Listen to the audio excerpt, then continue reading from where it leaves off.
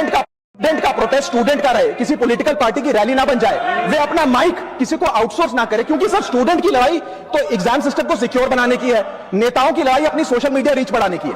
Sir जब political leaders protest के time पर बैरिकेड के आगे स्टूडेंट को भेज खुद कैमरे की सेफ साइड पे रहे, तो उनसे पूछिए कि रिस्क मेरा और रील तुम्हारी, ये पार्टनरशिप कैसी? सर स्टूडेंट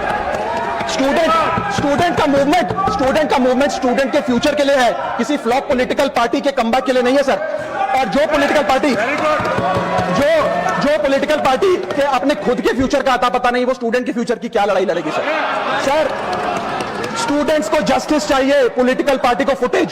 स्टूडेंट को एग्जाम सिक्योर करना है, पॉलिटिकल पार्टी को वायरल क्लिप।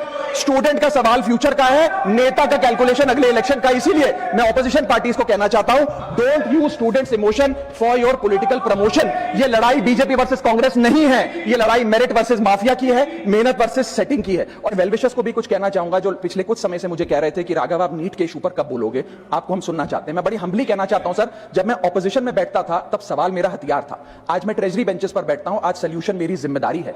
मैं भी रोज कैमरे के सामने आकर साउंड बाइट दे सकता था, लेकिन मुझे हेडलाइन नहीं सर, मुझे आउटकम चाहिए। और जब मैं ऑपोजिशन में था तब मेरा काम इशू रेस करना और सवाल उठाना था, और पूरा सदन और आप जानते हैं मैंने वो काम पूरी ईमानदारी से किया। लेकिन आज मेरा रोल कैमरा के सामने अटेंडेंस लगाने का नहीं है, मेरा role is my focus is to fix the system. इसीलिए मैंने अपने आप से एक वादा किया, I made a promise to myself कि मैं इस मुद्दे पर पार्लियामेंट में बोलूंगा, और उस दिन बोलूंगा जिस दिन हम प्रॉब्लम सॉल्व कर रहे होंगे, सोल्यूशन लेकर आएंगे। आज हमारे स्टूडेंट्स पर पढ़ाई का बहुत स्ट्रेस है, हमारे समाज ने, हमारी सोसाइटी ने आज बच्चों का, क्योंकि हम बेस्ट चाहते हैं, अपनी बच्चों से पढ़ाई संबंधित एक्सपेक्टेशन को प्रेशर में बदल दिया है। और ये प्रेशर सर स्कूल से ही शुरू हो जाता है। जब बच्चा 10वीं क्लास का बोर्ड का एग्जाम दे रहा होता है तो बोला जाता है ये क्रिटिकल ईयर है, अच्छे मार्क्स लाने हैं, नहीं तो स्ट्रीम नहीं मिलेगी, पूरा करियर बर्बाद हो जाएगा। 12वीं क्लास में जाता है तो प्रेशर और बढ़ता है, बोला जाता है ये लाइफ का टर्निंग पॉइंट है, आगे की जिंदगी कैसे डिसाइड होगी। जेई, नीट, सीयूईटी, तमाम एंट्रेंस एग्जाम की तैयारी का प्रेशर अलग।